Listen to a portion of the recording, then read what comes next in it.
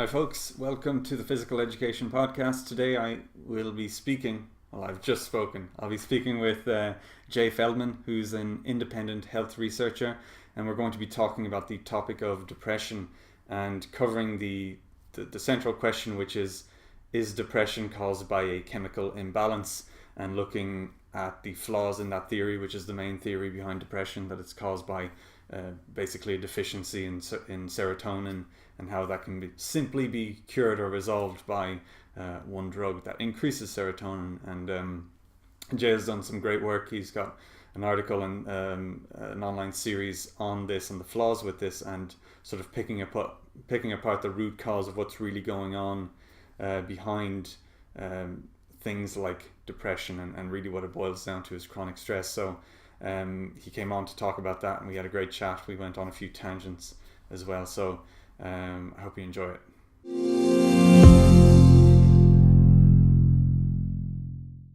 Welcome, Jay. Thanks for coming on. Before we get into it, could you give us a bit of a background on what you do and how you came to do what you do?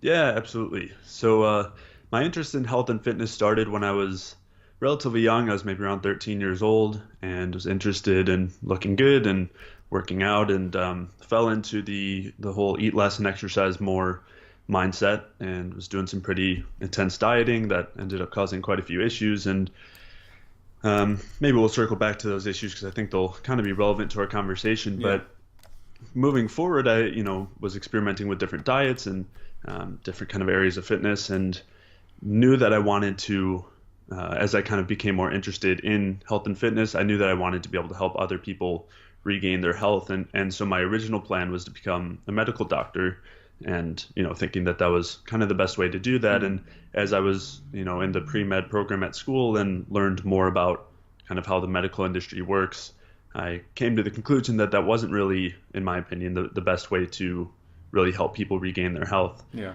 And so that's kind of in a roundabout way led to what I'm doing now, which is really focusing on treating or addressing what's going on at the root of the issue, and creating long-term lasting results by addressing things like nutrition and other aspects of health and lifestyle. And of course, from a relatively unconventional view too, which evolved from trying various diets and getting really kind of having my own experiences with everything from paleo and vegetarian diets and ketogenic diets and low carb and intermittent fasting and all that. And just kind of blossomed from there. And that's kind of really shaped the way that I try to teach people now, so that they can kind of have the power and have the knowledge that they're able to create that kind of lasting change. Yeah, cool.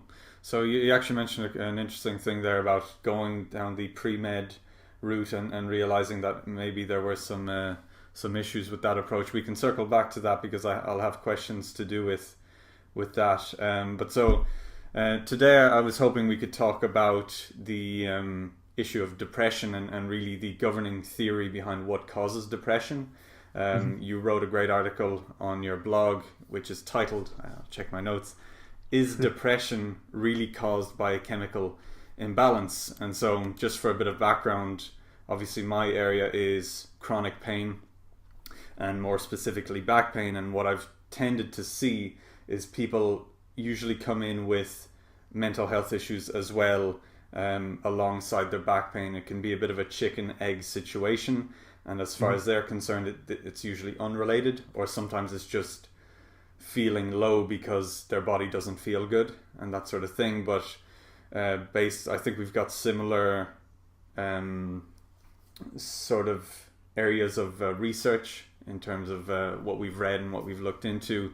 And I think a lot of this comes down to the same mechanisms. So what I was hoping we could discuss is really what those root mechanisms are that lead to depression and that lead to chronic stress, or that essentially are chronic stress. So could we start basically with this question of, is depression really caused by a chemical imbalance? So what are your thoughts on the shortcomings of the theory of the chemical imbalance?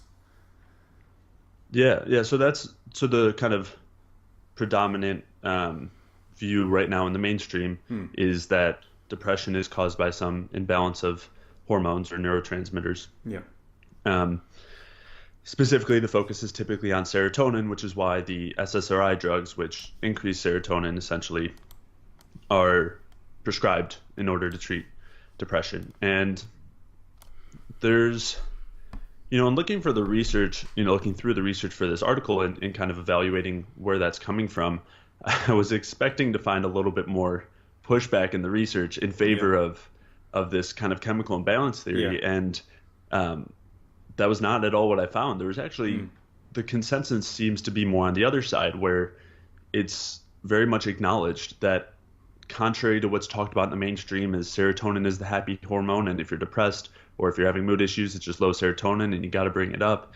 That's really not what's being said in the research, and they're looking at very basic reasoning for that, where they look at different antidepressants, some of which increase serotonin, some of which decrease serotonin, some of which have effects on other neurotransmitters, and based on kind of their lack of effectiveness, it's quite clear that that it's not as simple as just one neurotransmitter being too high and too low, and it's definitely not as simple as serotonin is the happy hormone and we need to be doing everything we can to increase it. Yeah, and so that's certainly something we see that sort of permeated culture. Like, people, like the average person likely knows about serotonin being the happy hormone. And so could you clarify that? What do you think, that there's obviously a certain value to a certain amount of serotonin, or do you think it is largely a bad hormone, or it's a nuanced hormone that has positives and negatives? Could you clarify your thoughts? Sure. Well, so I think that if we're going to dive into serotonin itself, we have to really be looking at it in the larger picture and what functions serotonin has in our body. And then I think that gives a lot of context to why it may or may not be the happy hormone. Okay. And serotonin is known to be a response to stress. So it's known to increase, for example, during exercise, as our fuel stores go down, as our muscle glycogen is reduced, we have increases in serotonin. It's basically known to increase in pretty much any scenario where we're under stress. And there's, it's also shown in the research that part of the reason for this is that it has effects on our energy system. So it basically, in these periods of stress, we want to be using energy towards certain things and not towards others. Where if our body doesn't have the fuel it needs, if we're maybe, if we think evolutionarily, if we're in some sort of famine or whatever it is, if environmental conditions aren't ideal, we don't want to be putting a lot of energy towards reproduction or towards, really high level cognitive thinking, or a lot of the things that we kind of consider to be, in many ways, the things that make us human. And instead, serotonin is one of the hormones that helps to kind of revert back to our very base level functions and reduce the amount of energy that's used in these higher order level of thinking. And that's part of the reason why SSRIs, which increase serotonin, also inhibit libido. And that's one of the most common kind of complaints. And it can also cause weight gain, which goes along with that whole starvation mechanism, that whole stress mechanism, is because serotonin is one of the primary mediators there that kind of causes, that kind of shifts where we're putting our energy and kind of how our metabolism's working. Yeah. And it's also seen in the animal kingdom too. I mean, it's seen throughout all species, but hibernating animals, for example, it's known that serotonin is kind of the primary mediator there that forces hibernation, which you can think of as kind of this kind of state where we're using minimal amounts of energy just to survive for a period of time in really harsh conditions. Yeah. So it's kind of universally seen that way when we're looking at it from the physiological standpoint, but of course not in kind of the mainstream way that it's talked about. Yeah. And so you mentioned a couple of times there the energy balance. So maybe we could go to what you believe, or what, based on what I've read, what you would believe is really the root cause of depression. Would I be right in saying that you believe it's an energy balance issue? Yeah, in essence. I mean, not to paint with too broad of a brush, but I think that really all of our kind of chronic conditions can come back to this energy imbalance, and it moves up from there. So we can start on the energetic level and look at how increases in stress and inflammation and activity of the HPA axis, which is our hypothalamic pituitary adrenal axis, which is the one that produces our stress hormones like adrenaline and cortisol. That activity is increased in depression. So all of these kind of things come together, and there's also quite a bit of evidence showing the inhibited production of energy that's going on in these scenarios that is kind of underlying the serotonin differences, and it's essentially underlying depression. Yeah. Okay. And so there was, I think one thing I'm always trying to explain to people is this concept of physiological stress, because I think you touched on it a bit before. The move more, eat less kind of idea is in complete opposition to this. So we're generally sold this idea of restriction, and like we have to earn every last bit of food, and we're bad people if we want to eat food, all that sort of stuff. So I find it useful to explain the concept of physiological stress in different ways. And so what I'm always looking for is a light bulb moment for someone where they hear it a different way. And you had an analogy, it was the house analogy, where the fire in the house heats up the house, and that's the metabolism, that's the energy production. Presuming you remember that analogy, could you explain that to kind of explain what physiological stress is and why it sort of underpins many chronic health issues? Yeah. So the relationship we're getting at there is the relationship between stress and energy, and they're really tightly intertwined. So if we are thinking of what's going on in our body as a house, and we're considering that it's winter outside, and so we're heating our house with this fire, and this fire is fueled by our metabolism, which is affected by a ton of different factors. It's affected by the amount of food that we're eating, which is what most people focus on, but also what types of foods we eat and all these kind of other factors. But so on one end, you have the energy we're producing, or the heat we're producing. And then on the other hand, you have the stressors, or the things that require the usage of energy. So in the house analogy, that's kind of the temperature outside, where if it's really, really cold, we need a lot more energy, a lot more heat to keep the house warm. And so those would be things like exercise, which, in talking about eating less and exercising more, exercise requires the usage of a lot of energy. It also includes psychological stress, which is different from kind of the physiological stress that I'm about to touch on. Psychological stress is typically just, it's kind of, to keep it simple, it's just our mental kind of usage of energy. Yeah. And so when we're using a lot of energy, we consider that psychological stress, but it's just our brain using energy. And so all of these different things that we're exposed to in our environment that use energy, in this house analogy, that would make it really, really cold outside. And so then we would, if we're in the scenario where we can't keep the house warm with the amount of fire we have going, then we have to stay warm somehow. And what we do is we start using various parts of the house as fuel for the fire. We start throwing some chairs in there. Maybe we start breaking down some of the wood paneling, and we use that for fuel for the fire in order to keep the house warm in this kind of frigid winter.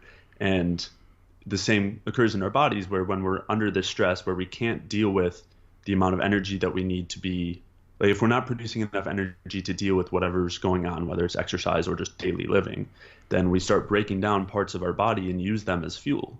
So it's this if we have that going on chronically, that kind of chronic stress, that's what stress is essentially, leads to degeneration of our bodily system.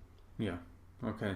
And I think one thing that people tend to struggle with, this idea of physiological stress, they think, well, I don't feel stressed. So are there general signs, physical signs, that people don't necessarily associate with stress that people could look out for, that might be an indication that there's a level of physiological stress? Yeah, there's many different signs. So some of the more common ones would be cold hands and feet, or just kind of cold body temperature overall. Yeah, that's a very common sign of stress. If you're measuring if you're measuring temperature, then if you have a low body temperature, that would be kind of another sign. Really, as I know I kind of talked about earlier, everything relates back to energy, and stress and energy are kind of going hand in hand. So all sorts of symptoms, from kind of digestive system symptoms, or mood symptoms, or potentially pain, headaches or insomnia, anxiety. There's there's all sorts of kind of features that we might be experiencing. Fatigue and tiredness are definitely one too, or very common ones. Yeah. Okay.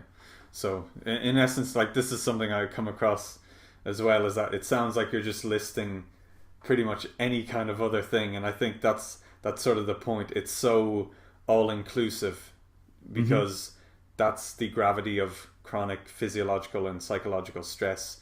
It permeates everything, and the way I see it is that, and I don't know if maybe you see it differently, but the end result, which might be depression or which might be back pain, is just the individual manifestation. The root cause is essentially always some sort of physiological or chronic stress, and as the person interacts with life and with their environment, it manifests in a slightly different way. So it might be diabetes, it might be heart disease, it might be high cholesterol, it might be depression, and all that sort of stuff.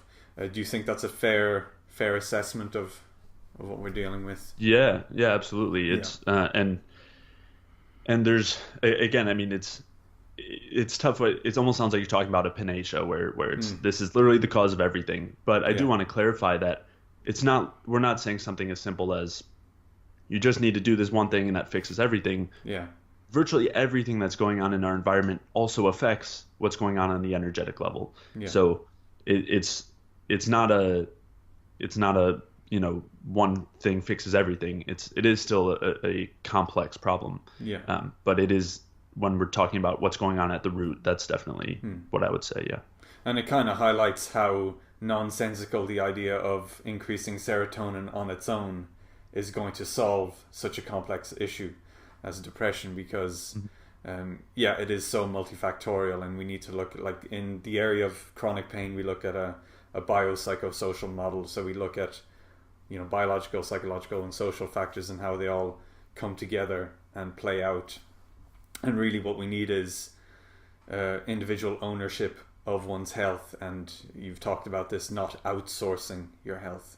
And it's kind of hard to market that. You can't it's hard to market people paying more attention and taking ownership of their health, because there's no incentive necessarily for a big company to do that, because you don't have the same lifetime value, we'll say, from a business perspective, because a person isn't going to keep buying that advice, because once they have it, then they can act upon it. So sort of going back to depression more specifically, so we have obviously that theory of a chemical imbalance is quite questionable in and of itself. Like you said, you're looking at the research and you're sort of wondering, how did we even come to this conclusion in the first place? So maybe we'll go down that now. You mentioned going into pre-med and questioning the medical system. What do you believe is going on? Do you believe it's just ignorance, like it's people misinterpret it and it snowballs into an industry, or do you think there are more nefarious powers at work? Yeah, I always want to be careful. I mean, I don't want to act as though there's any individual who necessarily has bad intentions. I do think that the entire system can work with many people, with everybody who works in it and thinks that they're doing the right thing. I think that it's kind of a larger systemic issue that's kind of permeating into into the way that each of us act. So I don't want to sound as though I'm blaming any one person, but at the same time, when I kind of referred to earlier the medical industry as an industry, that's because it is one, and it's, as an industry, it's driven by money, just like any other industry is. And not for whatever reason, I think the reason is because people want to believe that every system is in place for the greater good. But for that reason, people believe that the medical system is exempt from that, and it's the one system that puts us as people and individuals and our health above everything else. But in reality, that doesn't appear to be the case. It seems to put money first. And with the antidepressants, that seems to be, they're kind of a perfect poster child for that, where there is the way that one researcher put it, I think is the title of their article, was that it's an example of the triumph of marketing over science or something like that. Yeah. And it really is where the trials for these drugs are showing that they're barely better than a placebo, if at all. And there's so many kind of other varying issues, but the overwhelming research is not necessarily in favor of it. Of course, there's not like a consensus against it, but there's quite a bit of evidence against it. And so I do think that it's so aside from just the fact that being able to sell a pill to cure sadness is a very lucrative idea. I mean, it's something that people are looking for too. People want to feel like they're in control of or that they have some way to kind of control their mood. And I'm not saying they don't. And that's something I think it's important to preface with, and maybe I should have mentioned earlier, is that when I'm saying that there's there's these issues with the chemical imbalance theory. Excuse me, sorry. Yeah, go for it. Yeah, I'll take a sip too. Perfect.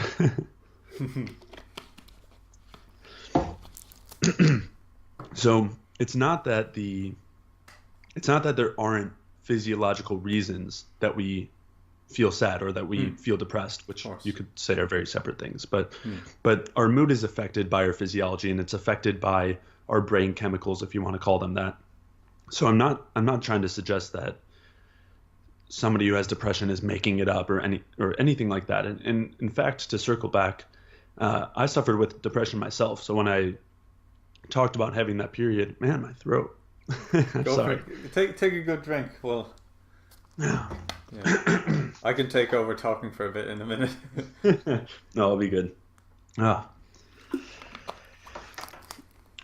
So in talking about kind of my story, back when I had mentioned I first got into health and fitness and I was doing the whole eat less and exercise more, could have potentially been diagnosed as anorexic. I was eating very, very little. I was also working out and playing sports. And I don't think it was a coincidence that around that time I also started to experience depression.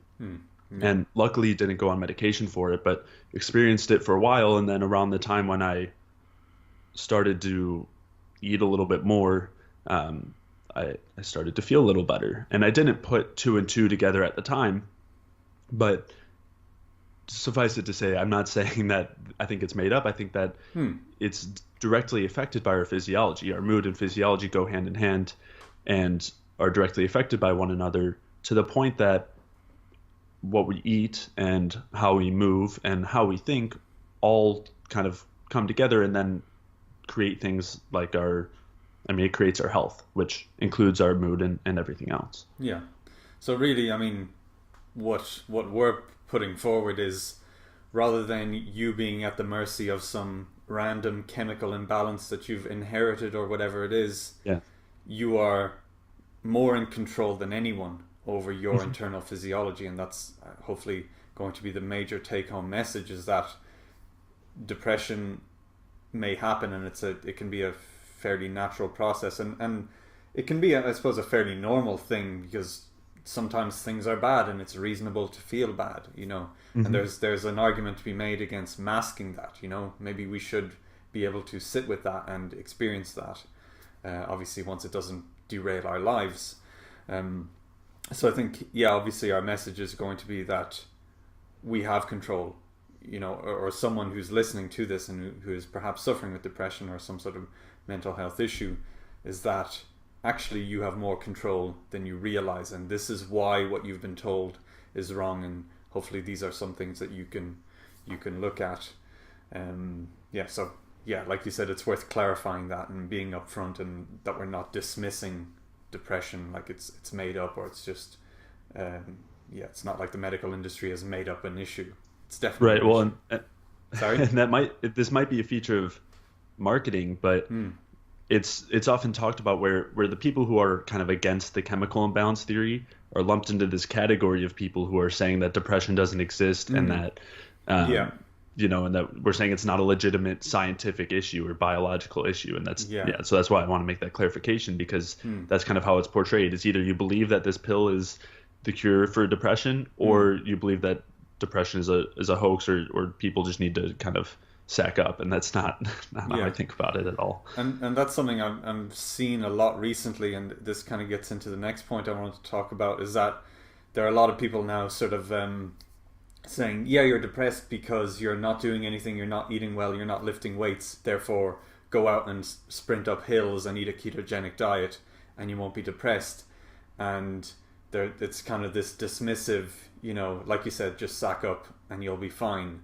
And it's I think some of it comes from a good place. We there are these people who will they'll basically look for a natural alternative to the pharmaceuticals. So they'll say, oh, we need to increase serotonin, here's a tryptophan or whatever serotonin increasing supplement because it's healthy and because this is the natural way, and they can kind of mask that with good intentions. They can be like, hey, here's a better alternative that doesn't have these or doesn't have as many side effects. And so what we end up is with we're perpetuating this idea of move more, eat less, and really essentially punishing your body and taxing your body more and more. So I'm wondering what my point was, or if I was ramping up to a question there. But yeah, maybe we could talk about where in sort of healthy living we might actually be making things worse. So we see a lot of supplements that increase serotonin or that are high in tryptophan.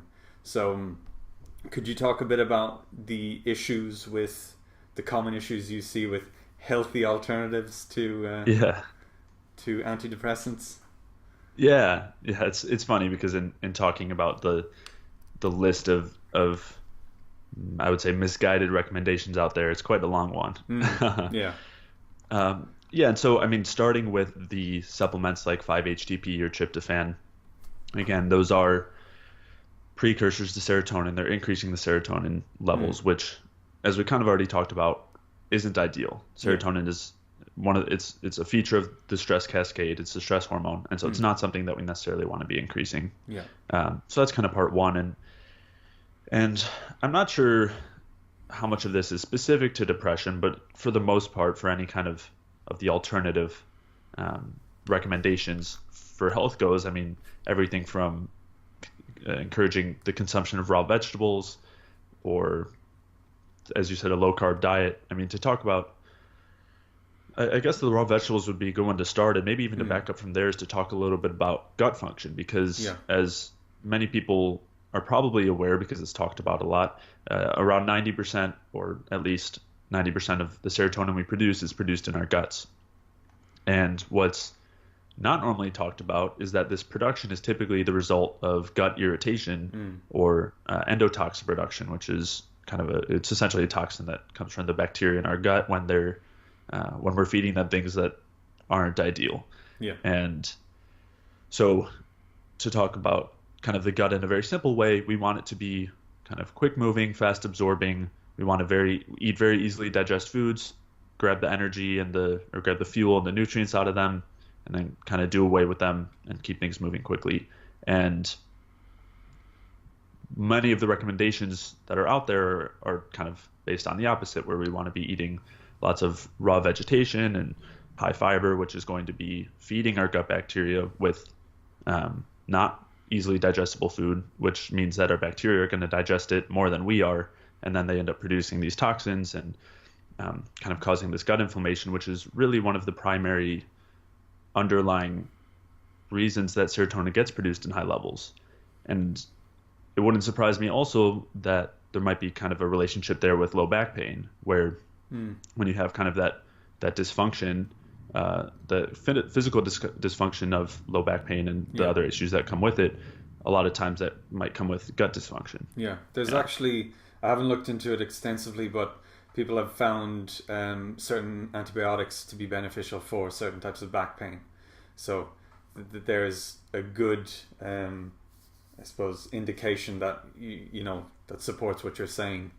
So yeah, just as an aside. So yeah, that's exactly what I was kind of getting at is that relationship, and it can be a two-way relationship, but I do think a lot of times it can start in the gut, and that can affect kind of the way that our core muscles activate, and that can lead to the low back pain. So as far as kind of those suggestions go that kind of aren't helpful, raw vegetables would be one of the kind of bigger ones. And then on the other side of the equation, you have the kind of low carb diet or the ketogenic diet, and those ones are issues more from not as much from the gut irritation standpoint. They're actually better from a gut irritation standpoint because you're not typically eating some of the harder to digest carbohydrates, which would be the grains and sometimes starches, which can be pretty tough for people to digest and also cause that same gut disruption that leads to the serotonin production. So the low carb diets and ketogenic diets can be helpful in that they can reduce gut irritation, but the lack of carbohydrates ends up causing a pretty big issue because carbohydrates are really a preferred fuel. And we kind of talked earlier about the starvation state that comes about and goes hand in hand with serotonin. Well, that starvation state also goes hand in hand with using fat for fuel, because when we're not eating, our body's naturally being fueled by fat. And somehow that got spun as a positive thing for for those in favor of low carb and ketogenic diets. But what that basically means is that by starving yourself of carbohydrates, by restricting yourself of carbohydrates, your body favors fat, which it does in that starvation state. So just by restricting carbohydrates, even if you're eating enough, you're telling your body that it's starving, and you're increasing that stress cascade. You're increasing serotonin, you're increasing all the other stress hormones, which then causes a whole kind of positive feedback loop of degeneration and reduced metabolism and potentially something like depression. So we sort of have, would it be fair to say that we sort of have two key things at the gut level or at the nutrition level that create physiological stress, and that would be physical irritation of the gut lining, which will increase serotonin and stress hormones, and then an energy deficit, so improper fuel leading to the release of stress hormones to compensate. Would that be a fair sort of rough summation of the main two processes? Yes, but they're so tightly intertwined that I like to keep it at, I like to relate it back to the energy deficit as still the root. So So the direct irritation in the gut, both kind of physical irritation, but also the feeding of the gut bacteria with kind of improper foods, and also when you have improper digestion, when your metabolism's low and you're not producing the proper enzymes and bile and things that you need to digest your food, that leads to, for example, endotoxin production in the gut. And so that can happen from direct irritation, but also just it's a feature of the bacteria. And so that endotoxin causes several problems. On one hand, it directly inhibits our ability to produce energy. So that's kind of how it relates back in that first way to the energy deficit, is it slows our ability to produce energy.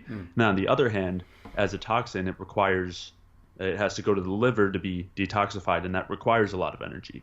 So you have an increase in energy demand and a reduction in energy supply from endotoxin, and a pretty profound one at that. It's very strong. It's very powerful in being able to do that, which is why typically when people are very, very sick or they have some sort of emergency issue, sepsis is what's considered to be the cause of death a lot of times. And sepsis is essentially just a very high amount of endotoxin production. And that is that's on a different scale, of course, from just kind of daily eating irritating foods and having kind of a smaller amount of endotoxin production, but it's still on that same spectrum. So I do like to relate it back to the energy deficit, but kind of as you're pointing to, there's gut function, I would say, is one of the key things that affects it, and endotoxin production is one of the key things that affects it. And then on the other side, the amount of fuel we have, so whether it's carbohydrates or fats, that would be another kind of primary factor that affects it. Okay. So your main point would be that energy deficit drives, at the most root cause, drives the state of depression or chronic stress. And an analogy I use a lot, and obviously my background isn't as heavy on the physiology, so I'd love to get maybe your thoughts on this. The analogy I use is that, like you've touched on, everything has a cost. So running every part of your body has a cost. And so I think of it as, if you have an income of, say, $1,000 and it costs a certain amount but it costs $1,200 to run everything perfectly, there's going to be a trade-off somewhere. And the way I relate it is that you have vital processes, brain, heart and lungs, that are always going to be prioritized, and then other things such as gut function, which aren't necessary for immediate survival, and those are the things at a basic level that are going to be cut, that are going to not be cut but be reduced to compensate. Is that overly simplistic, or do you think that's a fair way of explaining the basic? Yeah, no, I think that's a good way to think about it. Yeah. Cool. Thank you. Yeah, no, you're welcome. And then what a lot of people don't really think about is the other side of the equation, where if then your income is, let's say, 1,200 and your expenses are 1,000, which maybe we'll keep the expenses the same. The expenses are 1,200, and let's say your income goes up to 1,400 because you're eating the right foods. Yeah. And, so then there's this kind of misconception that the surplus of energy gets stored as fat. But in reality, the energy that we produce, fat is a storage of fuel, not a storage of energy, is the way I would say it. So if we have extra carbohydrates, extra fats that don't get used to produce energy, then they get stored as fat. But if we're using them to produce energy, if our energy producing systems are working properly, then we actually have excess energy. And that energy is what allows for the regeneration. That's what allows for us to repair and heal ourselves and like kind of make those leaps and bounds in our health. Yeah. So you want to kind of completely flip it the other way. Yeah. Okay. And I suppose then getting into the quality of the resource you're receiving, would the analogy then, the evolution of that analogy would be that your income, you're given extra to your income, but it's not the right currency, we'll say. So maybe someone gives you some euros, but you know your body runs on dollars or something, and so then we get into, I'm going down a bit of a, I'll need to refine this idea, but okay, yeah, I'll think about that. It's I like the idea. I like what you're saying, where you're basically saying if you're not giving yourself the right fuel, then it will get stored as fat. It doesn't doesn't get used to produce energy. We would just have to clarify whether the income is energy or the income is fuel. Yeah. And so because I think the challenge for people is when they'll hear this, they'll usually say, well, I'll gain fat, or they'll say, well, because maybe they're not the perfect body shape or perfect physique, and they'll say, well, I'm already overweight, therefore, this can't apply to me. So could you maybe touch on that? I mean, you sort of touched on it, but that really, once we get the right fuels, once we get the right resources, then that should no longer be an issue. Yeah. I think it's a really important thing to touch on. I'll try not to dive too deep, but I think at first we want to start with what actually is energy production. So basically we have whatever fuel, typically the ideal one is carbohydrates, and then it goes from carbohydrate to energy that our body uses. And that process, as we kind of mentioned already, it's affected by endotoxin, which is produced by gut irritation. It's also affected by the amount of nutrients we have. We need to have certain vitamins and minerals in order for that to work properly. And then it's also affected by kind of like hormonal regulation, which is really just kind of down the line anyway. So we'll kind of keep that out of it. Oh, another component would be polyunsaturated fats, or PUFA. And so those are pretty good at inhibiting our ability to produce energy. So those are kind of some of those main components. And so if we had the proper amount of nutrients, if we had the right carbohydrates coming in, if we didn't have the gut irritation, we didn't have the polyunsaturated fats interfering, then we kind of have this free-flowing ability to produce energy. And if you, in that case, have X amount of fuel, it then produces that same amount of energy, and you're kind of good to go. And that energy is then used, as we kind of talked about, is used for all of our processes, and then it's used to fuel those higher level functions. And if those higher level functions were kind of already reduced, then it kind of revamps them, gets them going again. And so the situation of fat gain occurs when we eat that same amount of food, but there's some problem in the energy production process, and instead of getting produced or instead of going through this and becoming energy, we can't produce energy with it. It kind of gets stuck, and then that fuel gets stored as fat because our body says, there's kind of two components. One is just you have the extra fuel and you can't produce energy with it. The other component is that when you don't have the energy available and you have this kind of energy deficit that we talked about earlier with the whole physiological stress and house analogy, when you have that stress and it puts our body in a starvation state, the hormones that get produced basically are produced in a way that says, hey, if we're going to be starving, we better have some fuel stores. And so that's kind of talking about the hormonal regulation of energy production, where if we have a lot of those stress hormones, that's going to stop the fuel being produced into energy, and will cause it to be stored as fat. So all of that is to say that it's not as simple as the amount of food that we eat determines fat production. It's affected by all these different things: the gut irritation, the nutrients, and the polyunsaturated fats, and all sorts of other factors. And so if we correct them, we can eat the same amount of food, if not more, and produce more energy from it and store less as fat, and end up essentially with reduced body fat. So and I kind of talk about this. I have a more in-depth article talking about the whole calories in, calories out equation and some of the problems there that is basically kind of summed up with what we kind of just talked about. But so suffice it to say, it's not as simple as the amount of food that you eat results in X amount of fat. It's affected by all these processes, and if we fix the energy production processes, then you can eat more and you can lose fat. And on top of that, a kind of side component that we haven't mentioned is the whole idea of hunger and taste and cravings. And one thing that's not often recognized is that, well, I should say it this way: a lot of times gaining fat or overweightness is blamed on overeating and excess kind of hunger or giving into your hunger. Yeah. But the best way to kind of avoid that scenario is by producing adequate amounts of energy, because our hunger is dictated by the amount of energy we have. So if we're eating tons and tons of food, but we're not producing energy from it because of all these issues we talked about, then you're still going to be hungry, and that's what causes overeating. But if you're eating the quote unquote right kinds of foods and doing the right things with your lifestyle and producing enough energy, well, then those hunger signals come off, or they're reduced. You aren't hungry anymore. And that was something that for me was a huge light bulb as far as what I felt when I experienced it myself. Was I had gone through my whole life with the notion that I had to be restricting myself, and I always wanted more food, which I think 99% of people walk around feeling like that all the time, that they're waiting for their next meal, or when they are eating, they're trying not to eat too much. Yeah. And it was really a night and day difference for me when I realized that when I'm eating the right things, I can eat as much as my hunger dictates.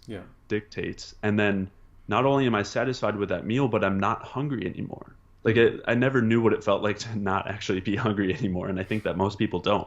Yeah. Most people they constantly have that hunger there, even if they're full, even if they're physically full, they ate a full meal, they still want to eat more. And so it's a really drastic difference when that true hunger signal actually gets turned off, because you have the nutrients, fuel, energy that you need.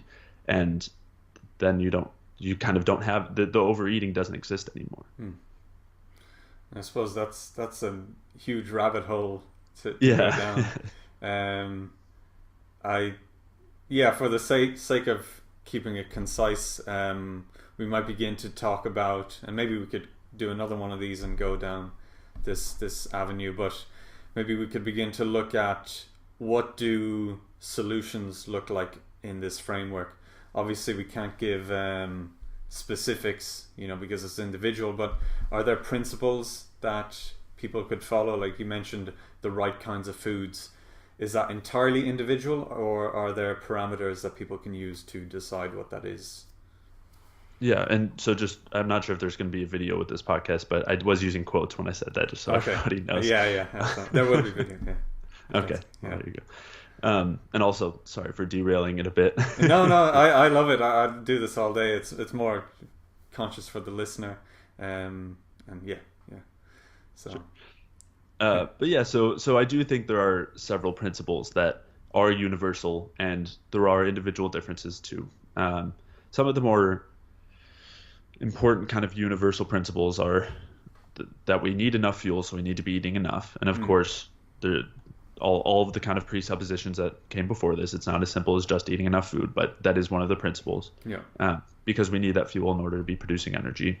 Another one is carbohydrates versus fats. So I do, and this is, I don't want to get too in depth into the physiology, but there are very specific physiological reasons why carbohydrates function as a better fuel than fat. And it's the same reason why our brain is fueled by glucose or potentially ketones, but ketones aren't fat either. So just between glucose, which is carbohydrate, and fat, our brains can't use fat. And the reason is because fats are just not a very efficient fuel because of kind of the way they're processed by our mitochondria, which are the energy producing organelles or little parts of our cells. Yeah.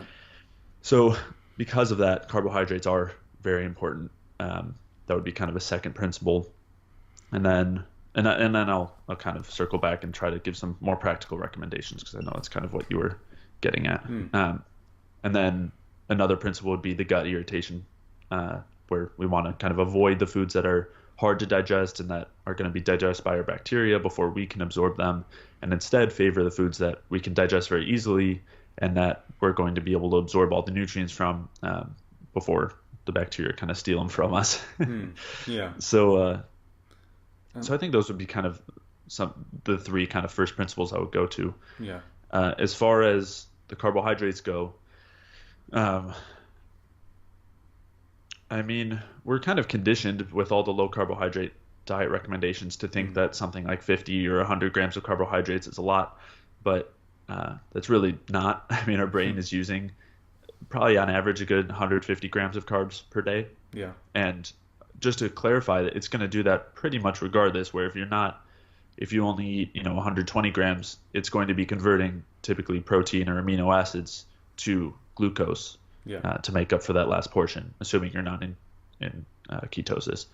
So suffice it to say, the carbs are very, very important, especially for our brain, and our brain would need typically at least 150 grams. And then on top of that, you have to consider the rest of your body, the amount of fuel that it's using, which is some combination of fats and carbs. But so definitely, want to be getting a pretty decent amount of carbs as a fuel source. And to tie that in with the gut issues, is that I think typically if somebody is experiencing weight gain from increasing carbohydrates, it's a sign that they're not eating, or that the carbohydrates that they are eating are typically hard to digest, and they aren't being digested well. And that's causing endotoxin production and serotonin production, which could be causing the depression and also causing the weight gain, which they do typically go hand in hand. And also, to circle back, SSRIs, one of the really common complaints or symptoms from them is weight gain, which, it's all kind of it all makes perfect sense when you're kind of looking at it in this context. So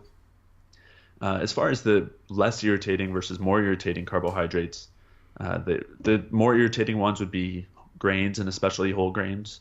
And then the starches are kind of somewhere in the middle, where it potentially depends on what type of starch. So, and individual differences. So some people do relatively well on starches like potatoes and root vegetables, and maybe white rice, which, while white rice is a grain, it's stripped of the anti-nutrients, and the anti-nutrients in the grains are typically the main features that make them hard to digest. So you don't have that issue with white rice or the starches that are found in roots and tubers like potatoes. And then you have sugars, which I think are really the ideal carbohydrate source, dare I say. And by sugars, I'm not just talking about white table sugar. I'm talking about sugars found in fruits and fruit juice and honey, and then also potentially white table sugar, assuming that that's something that someone digests well, which there are some people who don't digest it well. So I think that as far as carbohydrates go, favoring the fruits and fruit juices are really the best option. And if you're even struggling with that, I would say I would start with fruit juices. And the reason being is that they're easiest to digest because they don't have any of the fiber or starch that's found in some fruits. And then they're just kind of a relatively pure form of nutrients, and sugar kind of being one of those nutrients, which I know there's a lot of misconceptions around that, and some people might kind of be thrown off by the idea of thinking of sugar as a nutrient, but it is really our kind of primary fuel, and both fructose and glucose serve very important roles. And I mean, I guess I could kind of cap it with that.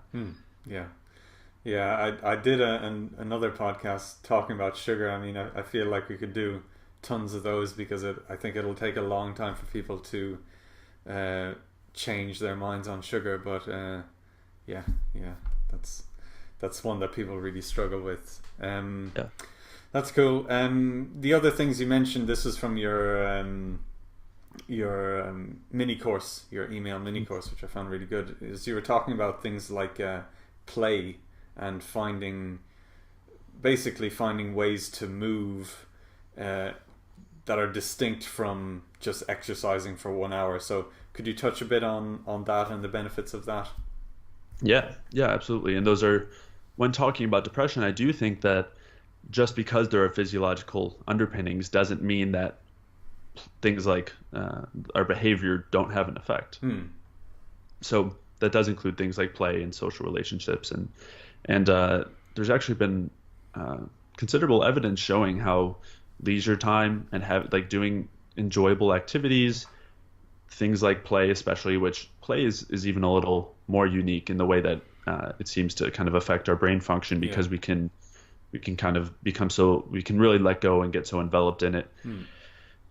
So I do think play is extremely beneficial, and I know we didn't talk really much about dopamine, but I do think that increasing dopamine with things like that is really important. And in addition to play, we also just have the general kind of experience of new things and social interaction, both of which kind of have that same feeling where trying to do something new and maybe moving a little bit out of your comfort zone and kind of moving outside of your very structured day can be very, very helpful.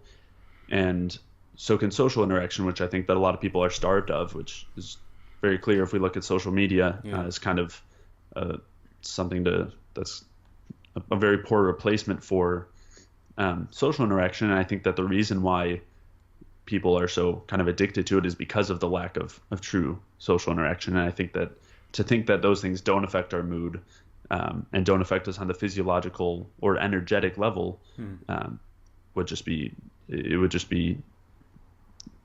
a mistake. Those things do affect us physiologically and affect our ability to produce energy and our hormones and all those things. So there's so that's kind of the play, leisure, social side. And on the exercise and movement side, because of the whole eat less, exercise more idea, and the idea that we want to be kind of starving ourselves in order to be healthy, that's led to the idea that movement is just a way to burn calories. It's a way to burn up fuel and essentially a way to waste energy, as if that's a good thing. And I'm not saying that exercise and movement aren't good. They are very good, but rather than focusing so much on just burning energy or wasting energy or wasting calories, I think it's really helpful to instead shift the focus towards movement that you enjoy doing, and that in some ways kind of kills two birds with one stone, where you have the kind of play aspect to it and something that you really enjoy, and then the movement itself is also does also have benefits that are separate from the amount of energy that it uses. So I think that both of those components are really important to address too. Yeah, and I think you mentioned there that obviously your like behaviors and mostly the social media interactions aren't particularly healthy. And would it be fair to say that if the physiological stress under that we're living with is high enough, that we're more prone to experience negative effects from social media, from social isolation and a lack of social contact? So if basically depression is this multifactorial thing, there are psychological, social and physiological factors, but if the underlying physiology, the chemical soup will say that we're living within is predisposed to stress, then all of these other factors are more likely to become relevant. Is that a fair assessment? Yeah, I think so. I mean, I think that if you're lacking energy, both in kind of the figurative sense and in the physiological sense, it's much harder to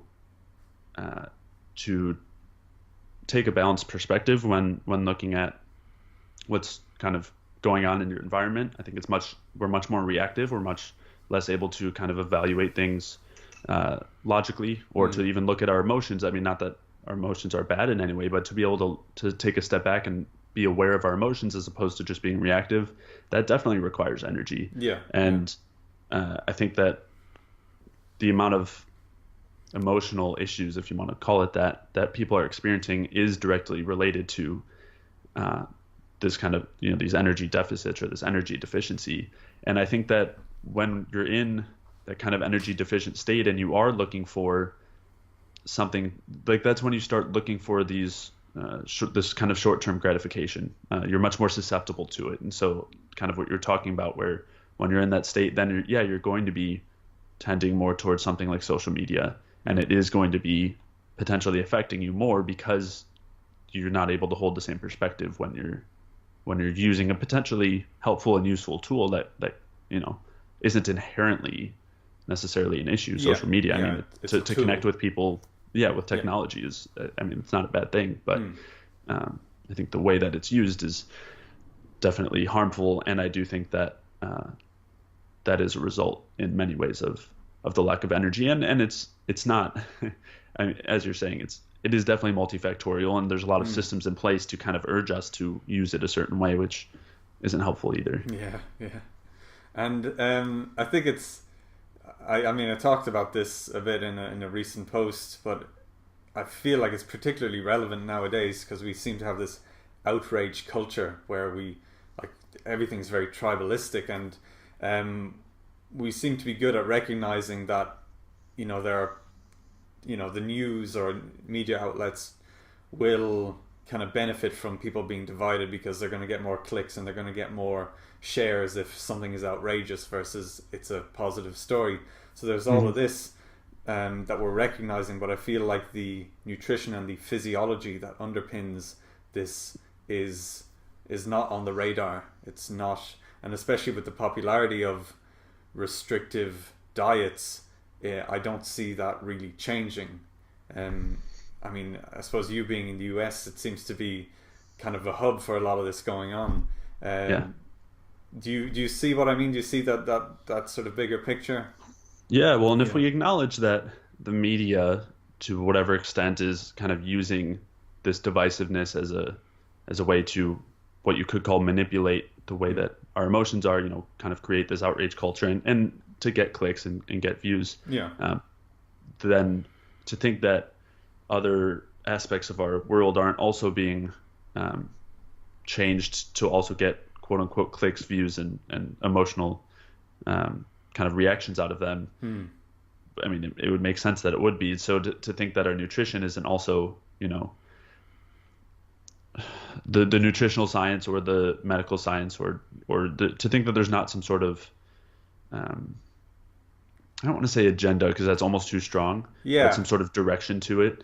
I think that there's some naivety there. I mean, as we're talking about, all of these are industries, and when they're driven by money, then health isn't the first priority, to say the least. And so, I do think it kind of all comes together in that way, and it's not a new thing either. I mean, some people are very aware of maybe what's going on right now with kind of this divisiveness and this outrage culture. And I think that a lot of equivalent things have been going on for a long time. And I think a lot of it has been paralleled in everything from nutrition to biology. And if you want to, not that I want to dig into it, but everything from like the deeper biological paradigms like genetic determinism, that's still in many ways kind of the predominant view, and that very much affects our value systems. It affects the way that we look at other people. It affects the way that we interact with our world. And so I don't think that I do think that there's a reason for that. And would you feel like a lot of what you've mentioned there I'm familiar with, but wouldn't feel confident at all arguing for it one way or the other? The whole idea of genetic determinism, do you feel that's something that you have a reasonable grasp of? Basically, I'm wondering if you would like to talk about it. One of these days, it's something I'm excited to write about at some point. One of the many things on my list that I'd like to dig into more. It's obviously a very kind of intricately woven theory, but the general idea that we're talking about is that our health and our being is determined by these genes, which are passed down from generation to generation. But the real kind of crux comes from the idea that the way that these genes are determined is random. So over the many years of evolution, many thousands, millions, billions of years of evolution, the idea is that there are these random mutations that go on in our genes, and those cause different traits to come out.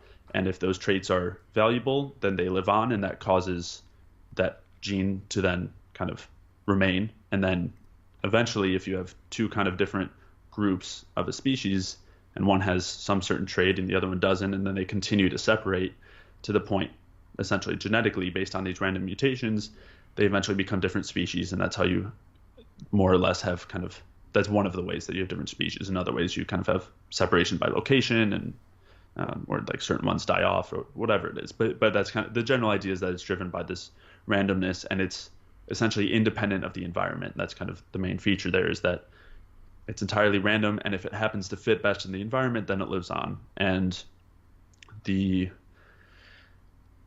there's a lot to dig into, but that kind of started off with Darwin, but that wasn't really entirely Darwin's view. A lot of times Darwin is kind of pitted against Lamarck, who had a contrary view, which was that there is an interaction between our environment and evolution, and our environment and our genes.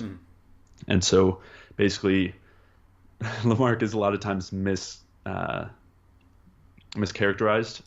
where they'll say something like, if you took a bunch of rats and you cut their tails off, that then the next generation, those rats shouldn't have tails. That was what people say that he was saying, and it's not at all what he was saying.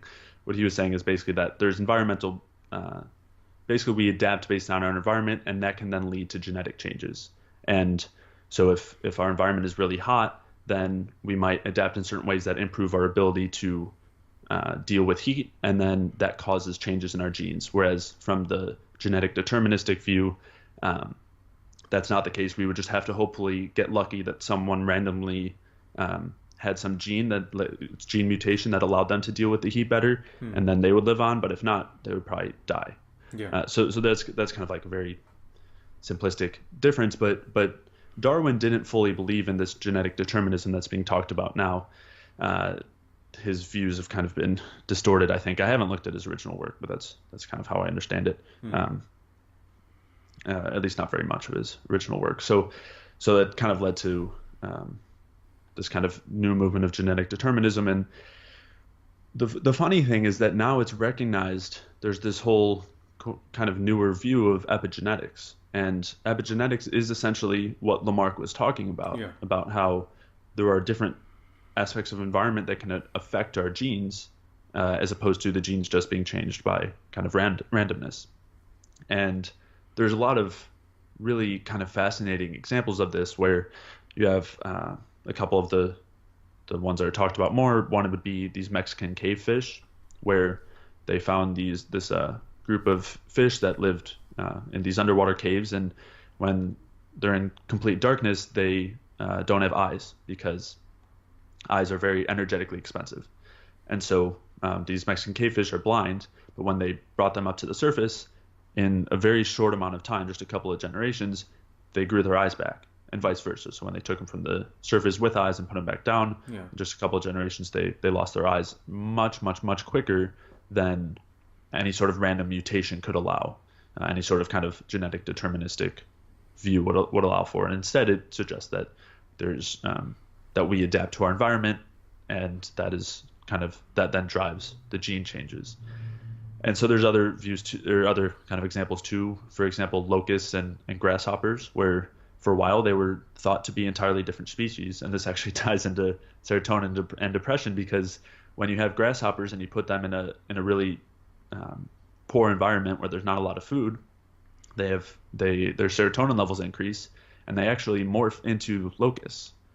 And locusts they have very different traits. They look entirely different from grasshoppers. They're extremely aggressive and carnivorous and cannibalistic and ravenous. And so it was originally thought that these were entirely different species, until it was found that it's actually just an adaptation that completely changes all these features that would be quote unquote genetically determined.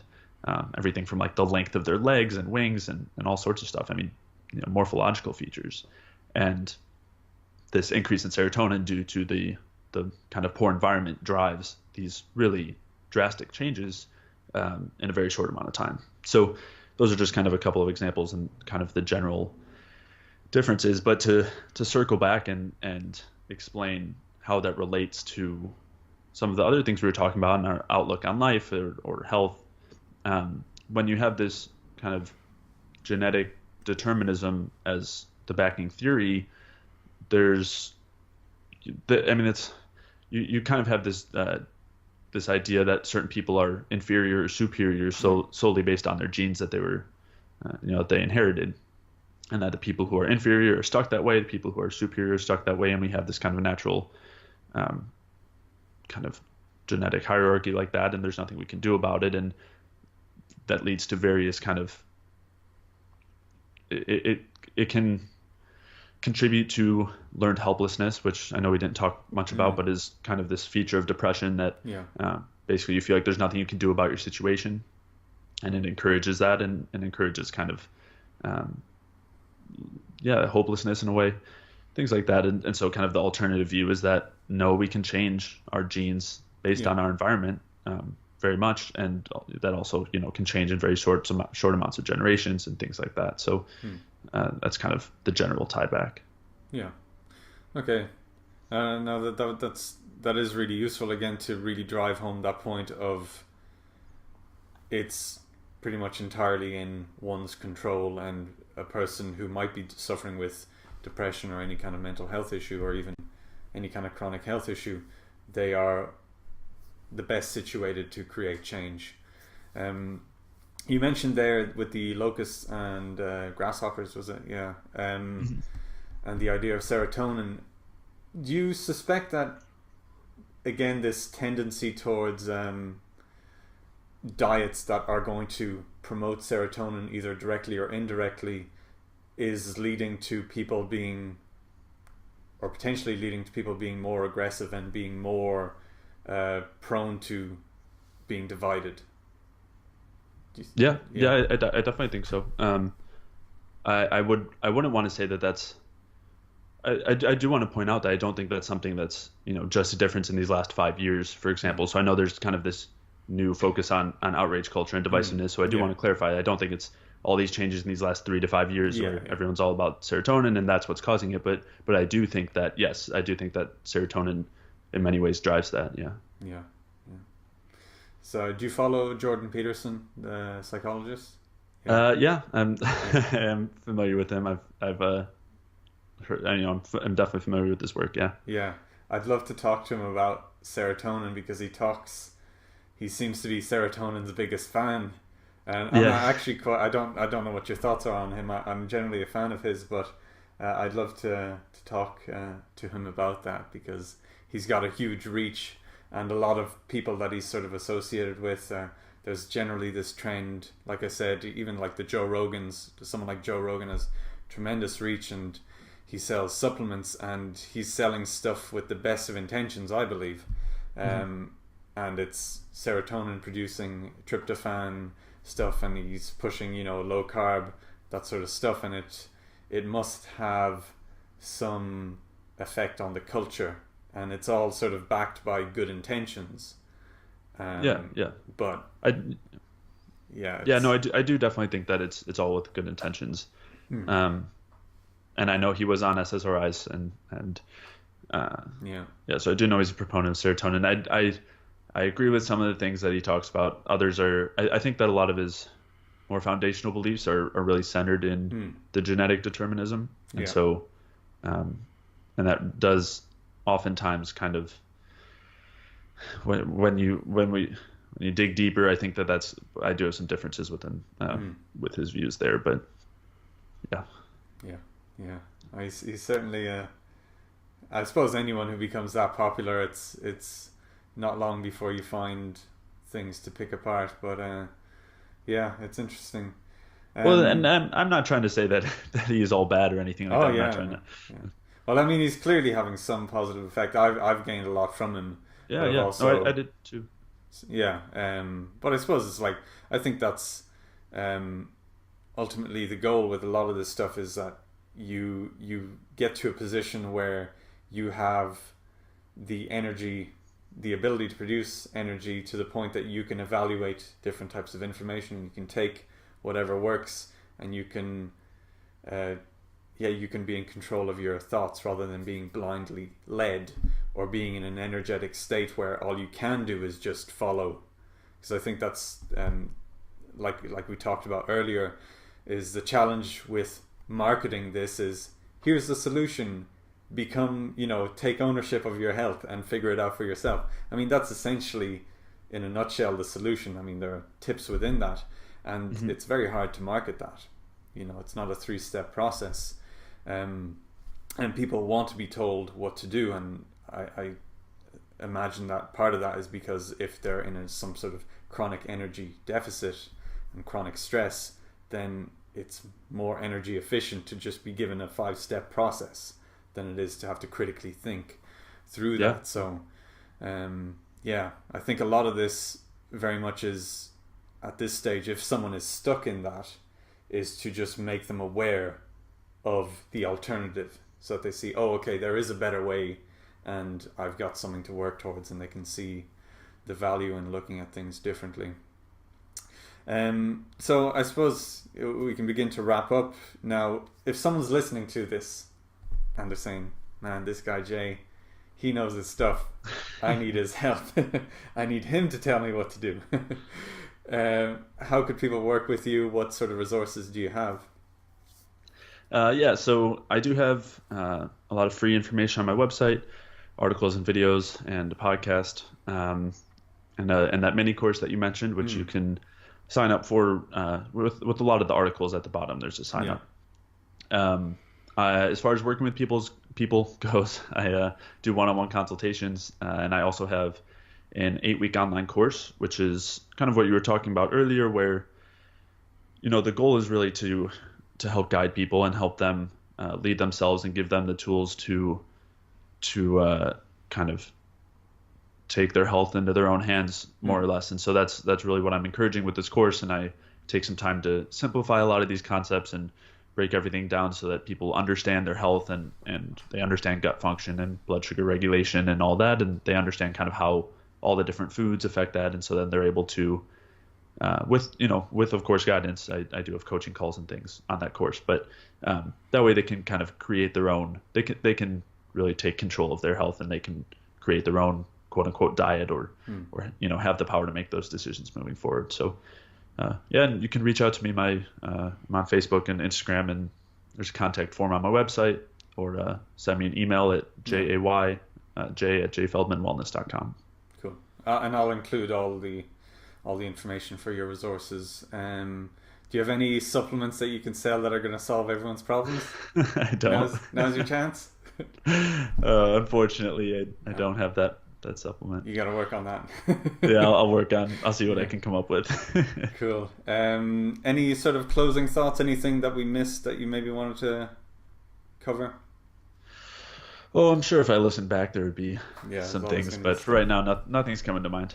Yeah. Okay. No, I think that was a good sort of certainly a good start for people to begin to question, their thoughts on depression and the options they have, and perhaps begin to look for better solutions. So thank you so much for taking the time to do this, and we'll try and send people your way who could maybe benefit from your work, and hopefully help some people get better. Yeah, absolutely. Thanks so much for having me. So that was the episode with Jay Feldman. I hope you enjoyed it. We went on some cool, the tangents towards the end, talking about genetic determinism, which I thought was quite interesting, and kind of really the goal with a lot of these is I want to really demonstrate how all-encompassing these issues are. We tend to think of, them as separate, depression here, back pain there, high blood pressure there, diabetes here, and these are all separate things, but really they all appear to boil down or boil out of a state of physiological stress, which I believe Jay did a great job of explaining what that is, and how so much of the health advice we get nowadays is completely opposed to that, is actually driving us towards chronic physiological stress, which is then making us prone to psychological stress. And then we talked a bit about culture and social media, and how basically the modern environment that we're living in is increasing the likelihood for us to experience things like psychological stress and depression. So it was a really cool chat. I hope you enjoyed it. If you'd like to read more, so we just kind of talked about this stuff. If you want to look into the sources, like the research that Jay has based a lot of his work on, I will link his original article in the description and his website. He's also got a email mini series that is an introduction to a lot of these concepts and will help you to begin to work in this way. So like we touched on, and like the theme is for so many of these videos and these podcasts, is that there is no silver bullet solution. You know, it's tremendously individual, and at some point we need to just accept that and just kind of embrace that and go on the journey and become invested in ourselves and figure it out. And it's actually, I mean, once you do it and once you get into it, I think it's so fascinating. It's why I do this kind of work. But as you come to know yourself, as you come to know how your body reacts to things, it's really fulfilling. It's really enjoyable. It's great. So Jay will help you do that with his mini series, and if you want to then work with him, I would highly recommend it. And if you're dealing more with the pain side of things, then that's what I do. So you know, we can work together. But yeah, I'd really encourage you to start shifting your perspective towards solutions that allow you to take control, and take control in a logical manner where you're thinking critically and you know what you're doing and why you're doing it, because you understand what is really driving your issues. So yeah, I hope you've grasped that and you're kind of being nudged in that direction. And so yeah, let me know what you think. I spoke to Jay after. We might do more of these. He's got a lot of knowledge on a lot of different things. Talking about depression was actually quite specific. I think a lot of his work is more towards general health. So if you have any questions, any topics you'd like us to talk about, let us know, and maybe we can organize another one of these or another couple of these, because I think we could both talk about this stuff forever. So yeah, let me know what you think. Any feedback, you can comment, you can do all that stuff, and don't forget to share this with anyone. So if there's anyone you know who's maybe trapped in that kind of is maybe dealing with mental health issues, maybe has depression and is maybe taking medications and doesn't see another option, and I'm not saying that we're going to tell them not to take medications, and I probably should have said that at the start, and we maybe should have said that during the podcast, is that we're not really telling people what to do, and we're not advising people to maybe stop taking their medications. You know, we're not doctors, that's not our job, that's not in the scope of our practice, but you may want to see the shortcomings of what you've been told and what you've been sold, and see that there are other options. And once you know that there are other options, you can begin to act more in your favor. So if there's someone who could benefit from this, please share this with them, and don't forget to sign up to my newsletter, Jay's newsletter, and get in touch. I love talking about this stuff and do all the social media stuff. So thanks for watching, thanks for listening, and I'll see you in another episode. Have a good day.